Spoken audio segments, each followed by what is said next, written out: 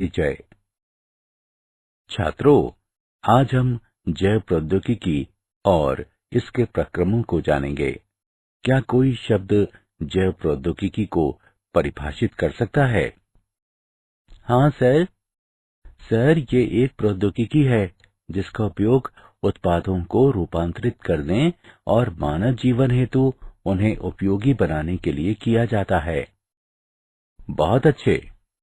वे प्रक्रम क्या हैं जिन्हें हम जैव प्रौद्योगिकी में शामिल करते हैं? सर, इसमें कृत्रिम डीएनए का निर्माण शामिल है। सही कहा। डीएनए का क्या अर्थ है? सर, डीऑक्सी रिबोन्यूक्लिक अम्ल। सही कहा। तो आओ इस पाठ में हम जैव प्रौद्योगिकी के सिद्धांत और प्रक्रमों के बारे में विस्तार से चर्चा करेंगे। उद्देश्य। इस पाठ के अंत में आप निम्न करने में सक्षम हो जाएंगे: जैव प्रौद्योगिकी के सिद्धांतों का वर्णन करना, एक कृत्रिम पुनर्योगज डीएनए अणु के निर्माण का वर्णन करना, पुनर्योगज डीएनए प्रौद्योगिकी के साधनों का वर्णन करना, डीएनए खंड के पृथक्करण एवं विलयन की चर्चा करना, क्लोनिंग संवाहक का वर्णन करना, पुनर्योगज डीएनए प्रौद्योगिकी के प्रक्रमों का वर्णन करना। जैव प्रौद्योगिकी के सिद्धांत।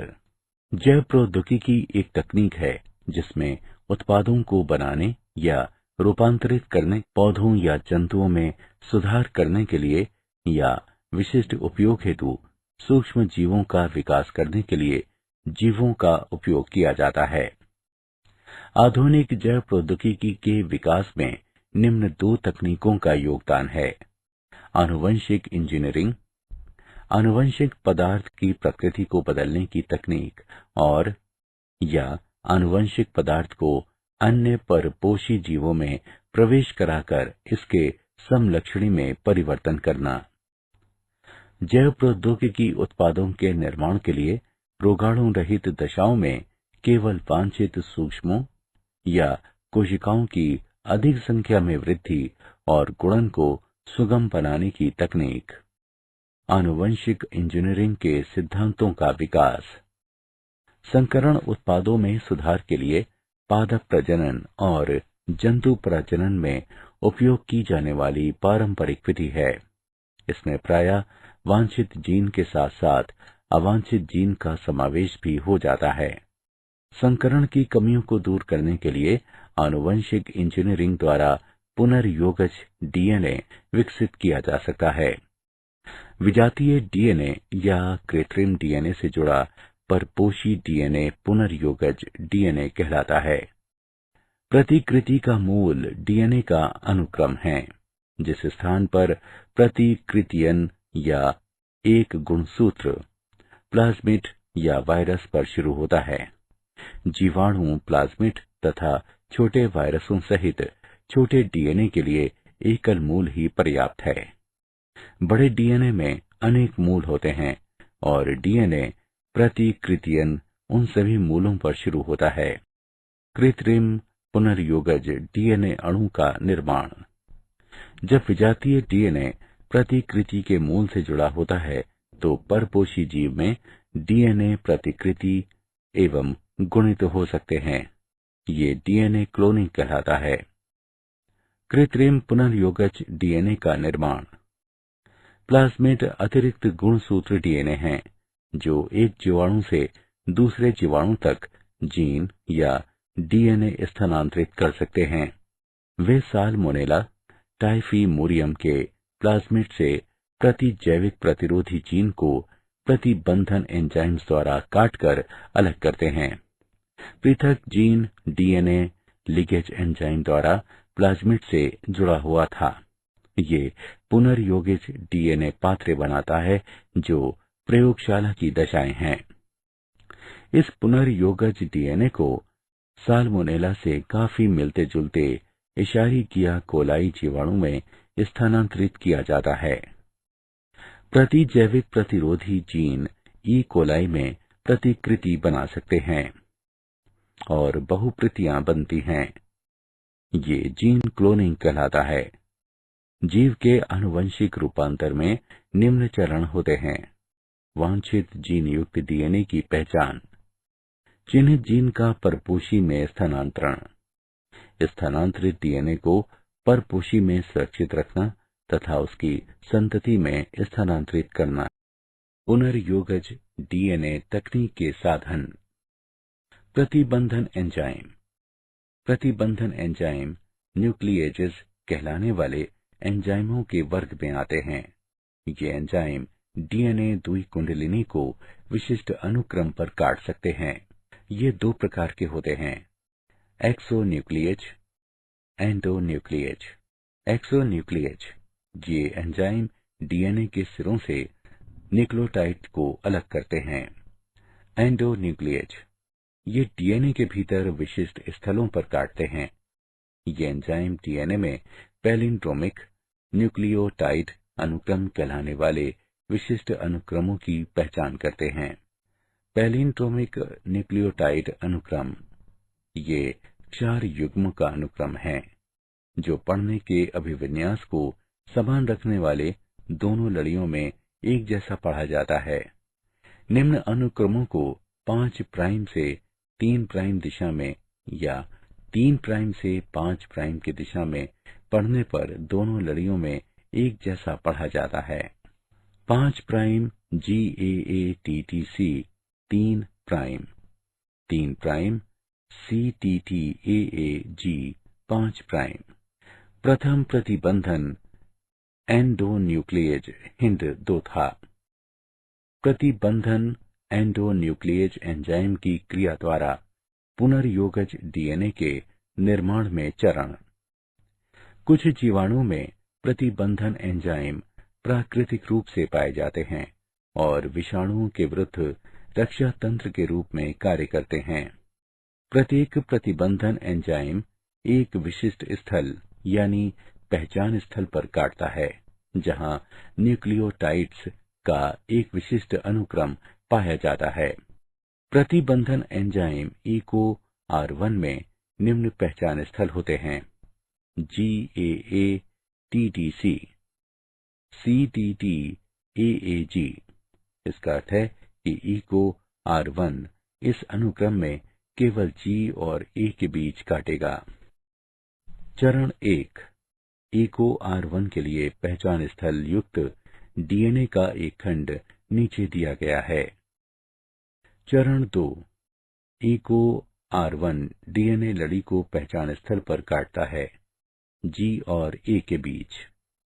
चरण 3, डीएनए लड़ी विखंडित हो जाती है।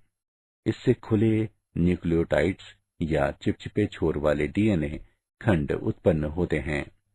अन्य प्रतिबंधन एंजाइम उदाहरण के लिए हिंद 2 में सीध में काटता है और बंद न्यूक्लियोटाइड वाले डीएनए खंड उत्पन्न करता है। ये खंड अनासंजी सिरे कहलाते हैं। चिपचिपे सिरे और अनासंजी सिरे एक अन्य डीएनए एंजाइम लीकेज द्वारा बंधन कहलाने वाली प्रक्रिया में आपस में जोड़े जा सकते हैं।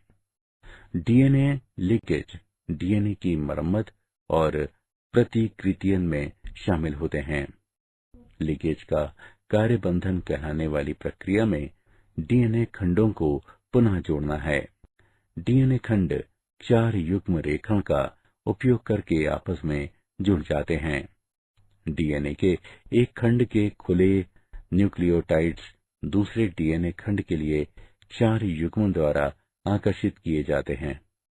खंड एंजाइम डीएनए लीकेज द्वारा जुड़े होते हैं जो खंडों को उनकी शर्करा फॉस्फेट रीढ़ पर जोड़ते हैं। यदि डीएनए खंड अलग अलग स्रोतों से है तो पुनर्योजन डीएनए उत्पन्न होता है। डीएनए का उत्पादन। पुनर्योगज डीएनए का उत्पादन प्रतिबंधन एंजाइम EcoR1 की क्रिया के परिणाम स्वरूप होता है और बंधन को निम्नलिखित आरेख में दर्शाया गया है। एंजाइम दोनों डीएनए को समान आमाप पर काटता है। उसके बाद दोनों डीएनए खंडों को चिपचिपे सिरों पर जोड़ा जा सकता है और इसके फलस्वरूप पुनर्योगज डीएनए बनता है। डीएनए खंड का पृथक्करण एवं विलगन। डीएनए खंडों को जेल इलेक्ट्रोफोरेसिस यानी विद्युत कण संचलन का उपयोग करके अलग किया जा सकता है। विभिन्न आकार वाले अणुओं को सरंध्री स्पंज जैसे मैट्रिक्स में अलग करने के लिए इलेक्ट्रोफोरेसिस में विद्युत धारा का उपयोग किया जाता है। बड़े अणुओं की तुलना में छोटे अणु जेल रंध्रों से बहुत आसानी से गति करते हैं। फिल छात्र जो सैमब्रुक और बिल सागडेन ने अत्यधिक शुद्ध समुद्री घास से बने एगारोज जेल का उपयोग करके डीएनए इलेक्ट्रोफोरेसिस तकनीक विकसित की है। जेल को विद्युत प्रवाहित होने वाले लवण विलयन से भरे टैंक में डुबोया जाता है। पिपेट का उपयोग करके डीएनए प्रतिदर्श को एगारोज जेल में बने स्थानों में लाता जाता है। डीएनए प्रतिदर्श रंगहीन होते हैं, लेकिन शोधकर्ता नीले रंग की ट्रैकिंग डाई मिलाते हैं। इससे प्रतिदर्शों को लादना और जेल से होकर डीएनए प्रवासन को आंखों द्वारा देखना आसान हो जाता है। डीएनए रीढ़ में स्थित फॉस्फेट समूह ऋणात्मक आवेशित ऑक्सीजन लेकर डीएनए अणु को पूरी तरह से ऋण आवेशित कर देते हैं। विद्युत धारा में ऋणात्मक आवेशित डीएनए इलेक्ट्रोफोरेसिस कक्ष के धनात्मक ध्रुव की ओर चले जाते हैं। डीएनए अणु एगारोज मैट्रिक्स के रंध्रों की रेप्टेशन रेप्टाइल जैसे सप्र की तरह की क्रिया द्वारा जेल से होकर स्थानांतरित होते हैं। दिए गए समय में छोटे डीएनए खंड बड़े खंडों की तुलना में तेजी से गति करते हैं और अधिक दूर तक जाते हैं। इस तरह डीएनए खंड एक एगारोज जेल में आमाप अनुसार अलग अलग किए जा सकते हैं। मूल्यांकन। आइए आगे बढ़ने से पहले ये जानें कि आपने कितना सीखा। सही विकल्प को उठाकर उसके स्थान पर भरें। क्लोनिक संवाहक। एक डीएनए अणु जो विजातीय डीएनए को एक परपोषी की कोशिका में ले जाता है, जीवाणु कोशिका के भीतर प्रतिकृति बनाता है और स्वयं की अनेक प्रतियां उत्पन्न करता है, और विजातीय डीएनए क्लोनिंग संवाहक कहलाता है।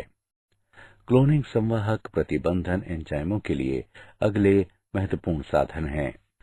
सामान्य क्लोनिंग संवाहक प्लाज्मिड और जीवाणुभोजी हैं। एक संवाहक में क्लोनिंग को आसान करने के लिए निम्न विशेषताओं की आवश्यकता होती है। प्रतिकृतियन की उत्पत्ति यानी मूल। यह एक अनुक्रम है जहां से प्रतिकृतियन की शुरुआत होती है और डीएनए का कोई भी टुकड़ा जब इस अनुक्रम से जुड़ जाता है तो अगली कोशिकाओं में प्रतिकृतियन कर सकता है। वर्ण योग्य चिन्हक। मूल ओरी के साथ संवाहक को वर्ण योग्य चिन्ह की भी आवश्यकता होती है, जो रूपांतरजों और अरूपांतरजों की पहचान करने में सहायता करते हैं।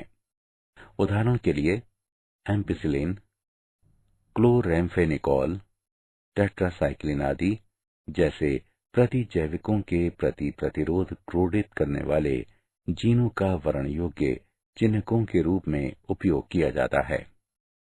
रूपांतरण। ये एक प्रक्रिया है जिसके द्वारा एक डीएनए खंड को परपोषी जीवाणु में प्रवेश कराया जाता है। क्लोनिंग संवाहक। क्लोनिंग स्थल। ये वे स्थल हैं जहां पर विजातीय डीएनए जुड़ता है। निवेशी निष्क्रियता। प्रतिजैविक प्रतिरोधी जीन का उपयोग करके पुनर्योगजों का चयन करना एक जटिल प्रक्रिया है, इसलिए एक वैकल्पिक विधि विकसित की गई है। इसमें रूपांतरजों, पुनर्योगजों और अपुनर्योगजों की पहचान क्रियाधार की उपस्थिति में रंग उत्पन्न करने की उनकी क्षमता के आधार पर की जाती है। इसमें एक पुनर्योगज डीएनए को ए ग्लैक्टोसाइजिस एंजाइम के अनुक्रम में प्रवेश कराया जाता है, जिसके फलस्वरूप एंजाइम निष्क्रिय हो जाते हैं और इसे निवेशी निष्क्रियता कहते हैं। इसलिए इस प्रकार के जीवाणु द्वारा नीला रंग नहीं प्रदान किया जाएगा। अपुनर्योगज नीला रंग प्रदान करेंगे। पौधों व जंतुओं में जीन क्लोनिंग हेतु संवाहक। जीनों को स्थानांतरित करने के लिए कुछ जीवाणु और वायरस का उपयोग किया जाता है। उदाहरण के लिए अनेक द्विबीजपत्री पौधों पर पाया जाने वाला रोगजनक एग्रोबैक्टीरियम ट्यूमीफेशियंस टी डीएनए कहलाने वाले डीएनए का खंड स्थानांतरित करता है और पौधों की कोशिकाओं को ट्यूमर अर्बुद में रूपांतरित कर देता है और अर्बुद कोशिकाएं रोगजनक के लिए जरूरी रसायनों का उत्पादन करती हैं। अब इस जीवाणु के टीआई प्लाज्मिड का उपयोग अपनी अभिरुचि के जीन को अनेक पौधों में स्थानांतरित करने के लिए किया जा सकता है। जंतुओं में पश्च विषाणु परपोषी कोशिकाओं को संबंधित कोशिकाओं में रूपांतरित करने के लिए अपने डीएनए को परपोषी कोशिका में स्थानांतरित कर सकता है। इसलिए पश्च विषाणु का एक संवाहक के रूप में उपयोग किया जाता है यदि हानिकारक डीएनए को अभिरुचि के जीन द्वारा बदला जा सकता है।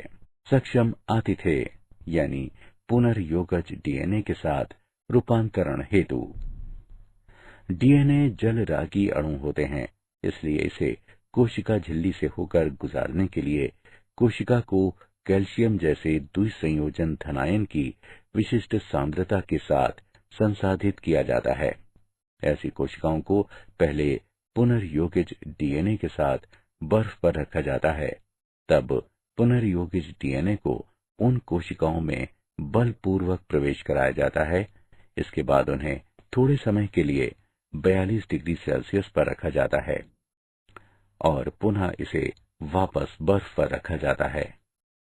विजातीय डीएनए को प्रवेश कराने की अन्य विधियां सूक्ष्म अंतःक्षेपण और बायोलिस्टिक या जीनकन हैं। सूक्ष्म अंतःक्षेपण में डीएनए को सीधे केंद्रक में अंतःक्षेपित किया जाता है और जीनकन में कोशिकाओं पर डीएनए से विलेपित स्वर्ण और टंगस्टन के उच्च वेग सूक्ष्म कणों से बमबारी की जाती है। पुनर्योगज के पराक्रम।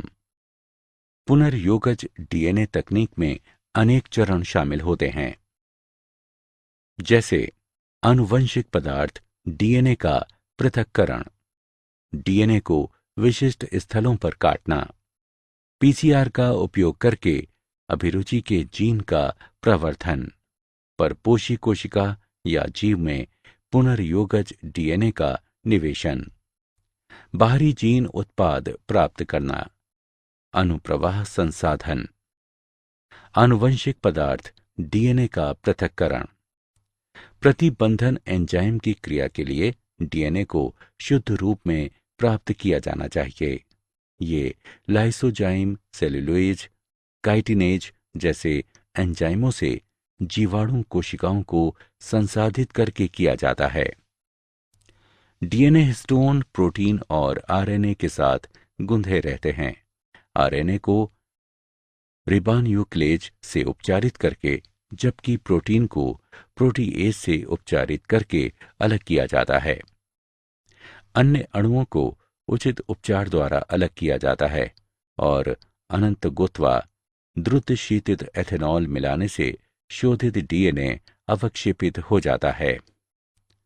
डीएनए को विशिष्ट स्थलों पर काटना। शोधित अणुओं को इष्टतम परिस्थितियों में रखने पर प्रतिबंधन एंजाइम का उपयोग किया जाता है। प्रतिबंधन एंजाइम की वृद्धि जांचने के लिए पाचन एगारोज जेल इलेक्ट्रोफोरेसिस का उपयोग किया जाता है। पुनर्योगज डीएनए तैयार करने के लिए स्रोत डीएनए से काटा गया अभिरुचि का जीन तथा खाली जगह के साथ कटे हुए संवाहक को मिश्रित किया जाता है और लिगेज मिलाया जाता है। पुनर्योगज डीएनए प्रौद्योगिकी के प्रक्रम। पीसीआर का उपयोग करके अभिरुचि के जीन का प्रवर्धन। पॉलीमरेज श्रृंखला अभिक्रिया यानी पीसीआर विशिष्ट डीएनए अनुक्रमों का घातांकी प्रवर्धन प्रदान करती है। पीसीआर के लिए आवश्यक है डीएनए टेम्पलेट, कोई भी स्रोत जिसमें एक या अधिक लक्षित डीएनए अणु होते हैं प्रवर्धित किए जाते हैं। उपक्रमक, समान G+C सामग्री के साथ साथ लगभग 10 से 18 न्यूक्लियोटाइड्स के रासायनिक संश्लेषित अल्प न्यूक्लियोटाइड का युग्म उपक्रमकों के रूप में कार्य करता है, जो एक दूसरे के प्रति सीधे डीएनए संश्लेषित करते हैं। एंजाइम, सामान्य रूप से उपयोग किए जाने वाले दो एंजाइम हैं, टैग पॉलीमरेज और वेंट पॉलीमरेज। ये 95 डिग्री सेल्सियस पर 1 से 2 मिनट तक बचे रह सकते हैं। इस तकनीक में 3 चरण शामिल हैं। 1. विकृतीकरण, लक्षित डीएनए का गलन।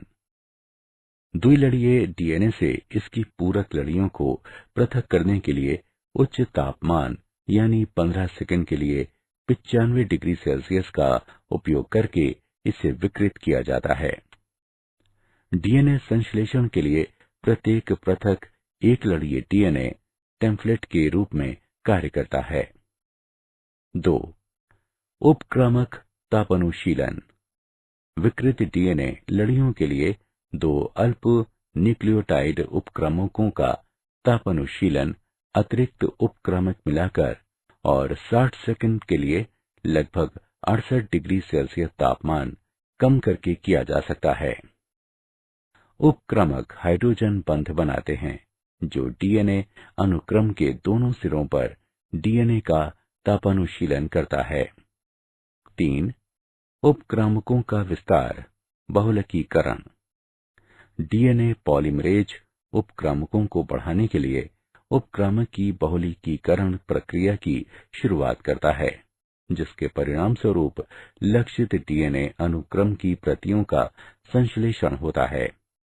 उपयोग किए जाने वाले दो एंजाइम टैग पॉलीमरेज और वेंट पॉलीमरेज हैं। पुनर्योगज डीएनए प्रौद्योगिकी के प्रक्रम। परपोषी कोशिका या जीव में पुनर्योगज डीएनए का निवेशन। यदि पुनर्योगज डीएनए को, जिसमें प्रतिजैविक एम्पिसिलिन प्रतिरोधी जीन स्थित होता है, ई कोलाई कोशिकाओं में स्थानांतरित किया जाता है, तो परपोषी कोशिका एम्पिसिलिन प्रतिरोधी कोशिकाओं में रूपांतरित हो जाती हैं। इस स्थिति में एम्पिसिलिन प्रतिरोधी जीन वर्ण योग्य चिन्ह कहलाता है। बाहरी जीन उत्पाद प्राप्त करना। विजातीय डीएनए जीन अभिव्यक्ति द्वारा वांछित प्रोटीन उत्पन्न करने के लिए प्रायः गुणित हो जाता है। जब प्रोटीन कूटलेखन जीन किसी विषमजात परपोषी में अभिव्यक्त होता है तो इसे पुनर्योगज प्रोटीन कहते हैं। अधिक मात्रा में उत्पादों को उत्पन्न करने के लिए 100 से 1000 लीटर आयतन वाले बायोरिएक्टर का उपयोग किया जाता है। बायोरिएक्टर वृद्धि परिस्थितियों यानी तापमान, पीएच, क्रियाधार, लवण, विटामिन, ऑक्सीजन का उपयोग करके वांछित उत्पाद प्राप्त करने के लिए अनुकूलतम परिस्थितियां प्रदान करता है। प्रायः विलोडन प्रकार के बायोरिएक्टर का उपयोग किया जाता है जो सामान्यतः बेलनाकार होते हैं या जिनके आधार घुमावदार होते हैं। विलोडक बायोरिएक्टर में ऑक्सीजन उपलब्धता व उसके मिश्रण का काम करते हैं। विकल्पतः हवा बुलबुले के रूप में बायोरिएक्टर में भेजी जा सकती है। एक बायोरिएक्टर में निम्न घटक होते हैं: 1 प्रक्षोभक तंत्र, ऑक्सीजन प्रदाय तंत्र, झाग नियंत्रण तंत्र, तापक्रम नियंत्रण तंत्र, पीएच नियंत्रण तंत्र और प्रतिचयन प्रद्वार। पुनर्योगज डीएनए प्रौद्योगिकी के प्रक्रम। अनुप्रवाह संसाधन, इसमें पृथक्करण व शोधन शामिल है। इसे सामूहिक रूप से अनुप्रवाह संसाधन कहते हैं। औषधि के मामले में ऐसे संरूपण को चिकित्सीय परीक्षण से गुजारते हैं। अनुप्रवाह संसाधन प्रत्येक उत्पाद के लिए भिन्न भिन्न होता है। क्या आप जानते हैं, आनुवंशिक रोगों से नवजात शिशुओं की मृत्यु के बारे में पहले से डॉक्टरों को ये पता चल जाता है कि इसके लिए कौन दोषी है। अब वैज्ञानिकों ने नियमित चिकित्सा देखभाल के लिए जीन मैपिंग के करीब पहुंचकर 1 सप्ताह के बजाय कुछ ही दिनों में उन शिशुओं के डीएनए के कुट लेखन का एक तरीका खोज लिया है। सिर्फ 50 घंटों में हम नवजात शिशु के जीनोम का विकोडन और व्याख्या कर सकते हैं। सारांश। आइए हमने जो कुछ सीखा है उसे संक्षेप में दोहराएं। जैव प्रौद्योगिकी एक तकनीक है जिसमें उत्पादों को बनाने या रूपांतरित करने, पौधों या जंतुओं में सुधार करने के लिए या विशिष्ट उपयोग हेतु सूक्ष्म जीवों का विकास करने के लिए जीवों का उपयोग किया जाता है। संकरण की कमियों को दूर करने के लिए आनुवंशिक इंजीनियरिंग द्वारा पुनर्योगज डीएनए विकसित किया जा सकता है। जब विजातीय डीएनए प्रतिकृति के मूल से जुड़ा होता है तो परपोषी जीव में डीएनए प्रतिकृति व गुणित हो सकते हैं। ये डीएनए क्लोनिंग कहलाता है। प्रतिजैविक प्रतिरोधी जीन ई कोलाई में प्रतिकृति बना सकते हैं और बहुप्रतियां बनती हैं। ये जीन क्लोनिंग कहलाता है। प्रतिबंधन एंजाइम डीएनए द्विकुंडलिनी को विशिष्ट अनुक्रम पर काट सकते हैं। पुनर्योगज डीएनए प्रतिबंधन एंजाइम EcoR1 और बंधन की क्रिया द्वारा उत्पन्न किए जा सकते हैं। डीएनए खंडों को जेल इलेक्ट्रोफोरेसिस यानी विद्युत कण संचलन का उपयोग करके अलग किया जा सकता है। एक डीएनए अणु जो विजातीय डीएनए को एक परपोषी की कोशिका में ले जाता है, जीवाणु कोशिका के भीतर प्रतिकृति बनाता है और स्वयं की अनेक प्रतियां उत्पन्न करता है और विजातीय डीएनए क्लोनिंग संवाहक कहलाता है। पुनर्योगज डीएनए तकनीक में अनेक चरण शामिल होते हैं। आनुवंशिक पदार्थ यानी डीएनए का पृथक्करण, डीएनए को विशिष्ट स्थलों पर काटना, पीसीआर का उपयोग करके अभिरुचि के जीन का प्रवर्धन, परपोषी कोशिका जीव में पुनर्योगज डीएनए का निवेशन, बाहरी जीन उत्पाद प्राप्त करना, अनुप्रवाह संसाधन।